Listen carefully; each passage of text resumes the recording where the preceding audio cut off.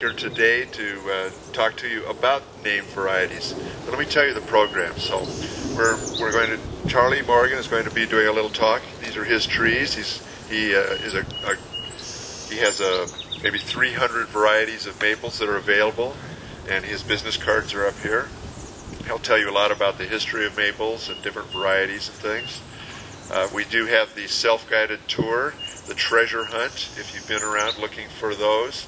We have small cards. There's 15 maples in the garden. We have a map over there if you haven't followed that through, just to see some of them in the landscape. Then at 1 o'clock, Pete over here, Pudnicky, will be talking about pruning maples. We'll actually go out and do a little bit of demonstration pruning on a couple of trees. And we'll talk a lot about the culture, diseases, all of those sorts of things around Japanese maples. So that's our basic program.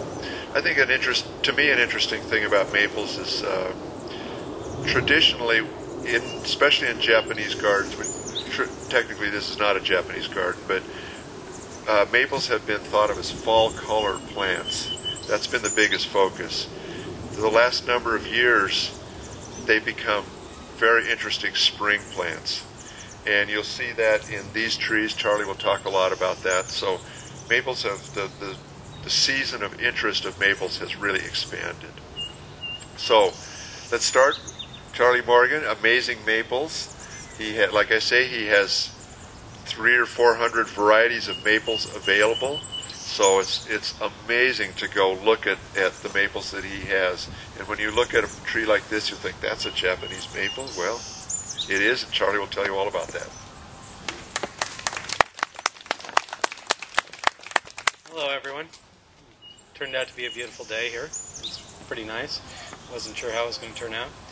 So I will introduce myself as Charlie Morgan and Amazing Maples. I started it as a hobby that kind of grew out of, what do I do? I bought a house, started landscaping it, decided I was going to do Japanese maples.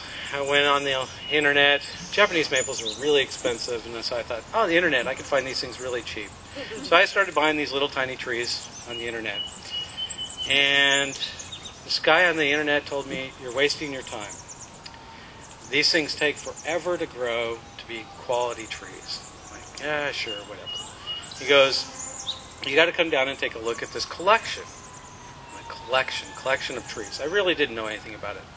So after about a month of buying a few trees and on the internet, I decided to take them up. And I went down to Olympia. And there was a gentleman down there by the name of Frank Biles. Frank Biles probably has had the largest collection in the state for decades.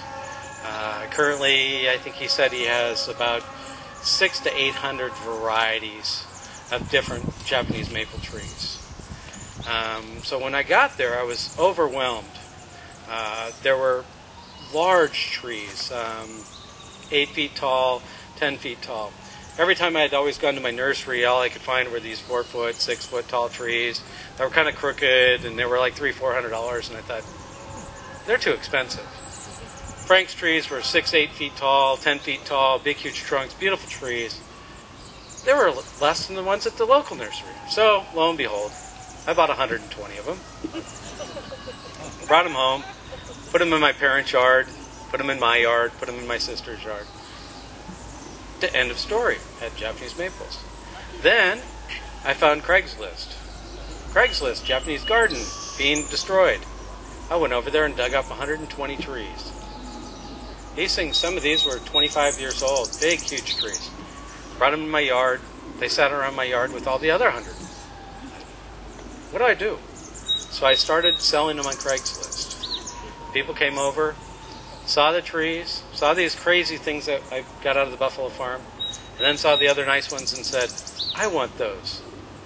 And I said, click, here we go. And I started Amazing Maples. So Amazing Maples is an idea based upon collections. All of these trees are unique. Then again, every tree is unique. So A Japanese maple tree is a seedling. It drops, it grows.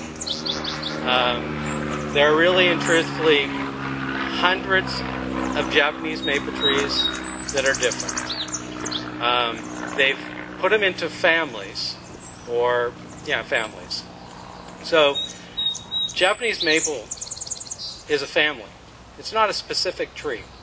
So, most people think of the pretty little palmatum as a Japanese maple, when in essence there's another tree called an Acer japonicum, which has a much larger leaf, much similar to our vine maple. That is an Acer japonicum, so therefore that really would be the Japanese maple tree. But that's not what people think. So we go into these areas of that there really is no Japanese maple. It's a family of trees. So within this family of trees, then we get into some obscure ones that, like our vine maple. There's other ones that I brought. I didn't get to hand it out, but there's a handout that goes into other other maples that are into the Japanese maple family. And there's Acer pseudoplatanos. There's the trident maple. There's a whole grouping of maple trees that fit into this family of trees. Most of them you would consider are basically a small tree.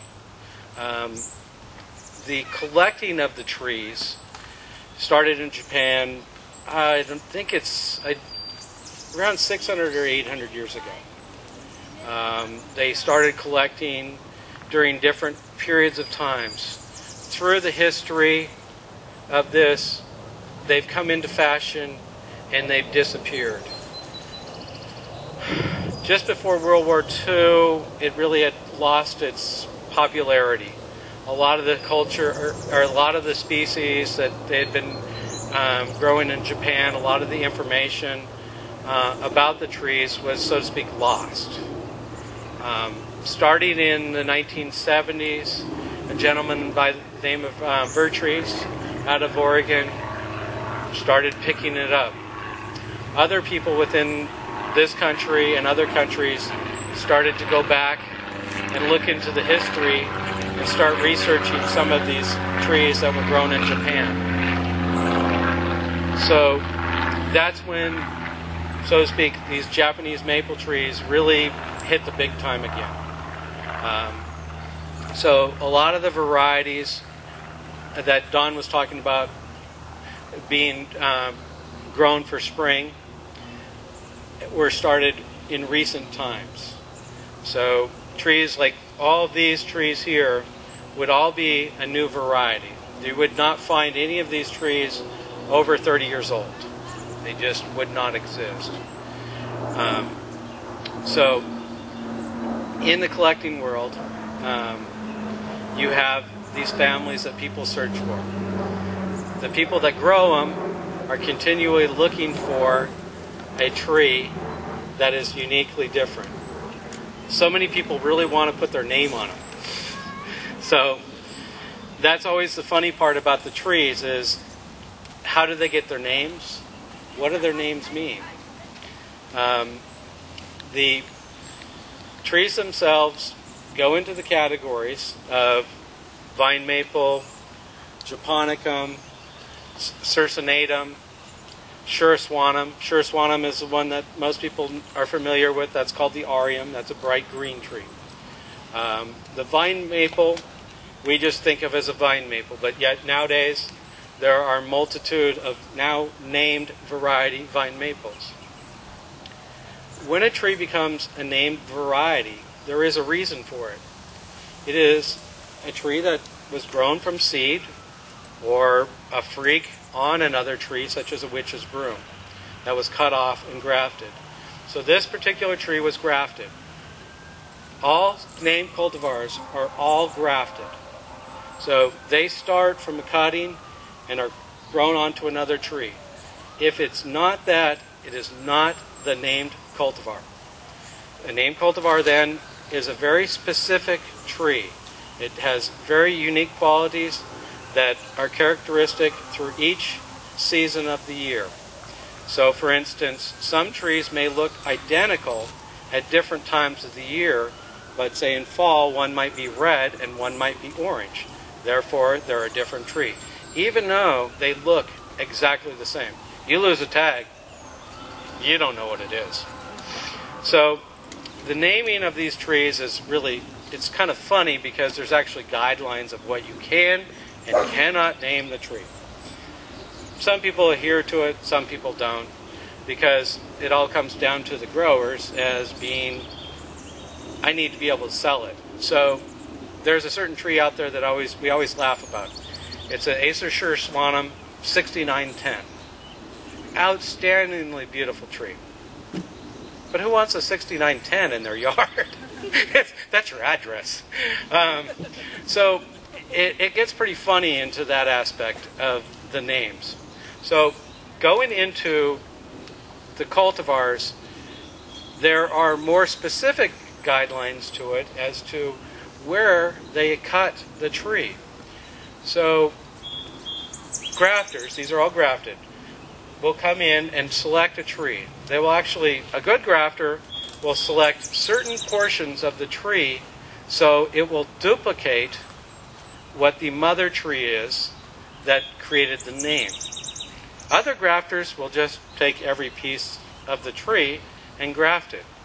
Percentages are that as you take different portions of the tree, you actually create a different tree than the original mother tree. So there's a little more to it than just cutting a branch off, putting it on it, tying it up, and putting it in a greenhouse and letting it grow. Quality growers look for very specific portions of it to duplicate that. Then as they grow it, they watch and see what is behaving like the mother tree, and then they take out the trees that are not similar. Because, again, they're grafted to a rootstock. That rootstock is a completely different tree and, truthfully, can behave differently. Now there's a tall tree back here that's weeping. That's an oddity. The tree itself is called Hanamatoya. It's a dissectum. It's one of the only pink dissectums that can withstand sun. It will grow about a foot tall in life. It will never grow taller than a foot. Well, that thing's a little taller than a foot. It is actually grafted multiple times. So, in the production world, we just went through a change. Well, lots of inventory had to disappear because there wasn't enough buyers for them. So, what do you do with your trees besides burn them? This tree was grafted once, grown up to a nice height, and was ready for sale. And then, again, it was completely pruned, and they grafted a new tree onto the top of it. So you now have a 6-foot-tall Hanamatoya. Grafting and growing is as much a part of collecting as having them. So certain people will be in this game just for the fun of either having the new graft or doing the new graft, or in essence growing the new tree. In growing new trees, I was at a nursery the other day. There was 5,000 trees that were all grown from seed in this greenhouse. I swear every one of them was a different tree. They were uniquely different. All the seeds came from one tree. So like the seeds of this thing, they plucked it off and they put it in there and they germinated them, and it would come out with a red dissectum. It would come out with a pink leaf. It would come out with a green leaf, all from the same tree. So it's really funny how these things keep mutating further and further. So the list of cultivars, as they call them, is growing. It's 3,000 now. In a couple of years, it realistically is 10,000 if people decide to name them all. Now, most of them are, so to speak, a duplicate of another one. I've come here and brought you what are the families in what we consider the Japanese maple family, which is the palmatum dissect, or Dissectum family. In the Palmatum family, there's actually another two families, which I'll butcher the name. One of them is Anomie, and then the other one is Matsumuri. So, in literature of Japan, these were actually like a vine maple or like another type of Japonicum. They were once upon a time considered a different tree than the Palmatum. In our classifications now, they are grouped together and put into the Palmatum family as, so to speak, subline title, Matsumuri, Anomie, so on and so forth. Dwarfs, there's another category, dwarfs. Well, in dwarfs, they virtually take all of the groups, whether the leaf type is of one or the other, and then they group it into that. So it gets a little confusing, and lots of the boundaries cross over. Main portions of those are in your Anomie, which I'm mispronouncing, I'm sorry, is the dark purple tree. It has a very large leaf, like your Japonicum, or like your vine maple. It's hand-like. Leaves usually stand out erect, and the cuts are not very deep into the leaf, to the leaf base. It is a, so to speak, mounding type of a tree, somewhat like what we think of as our weeping trees. There are a few varieties that will grow tall, but typically not too many of them. Behind it, on the dark side, is a Matsumuri. Matsumuri has much deeper leaves, the cuts are. It has a little more droopy type of a leaf. This is probably the most popular new variety, besides the Palmatum, that's out there, because it has a bunch of them in their family that are multicolor. So there's a tree that started out called Shigetatsusawa, and it's a white and green tree or white and yellow tree. That was one of the first mutations that was found. They've since propagated it from it, and now they've come out with red and white and green, and pink and white and green. And it's just completely mutated to colors that are just unbelievable. They just don't even look real. The closest thing to them I always find is roses. You know, roses or a peony, they have that vivid of a color. And what's amazing is they're actually a big-sized tree. I always tell the story of Shinda Shoujo, which is the pink tree back there. That is a Palmatum. I had a large pink Shinda Shoujo at my house, and I would literally have cars stop. I was kind of on a main road, but not really. They'd see it, they'd turn around and drive up and ask me, "What in the world is that?" And it was always fun. It was like a big stop sign. So the Matsumuri, the deep cut leaf, that and the Anomie are two subfamilies within the Palmatum family. The Palmatum family, which is your most common tree, is this peach-colored one.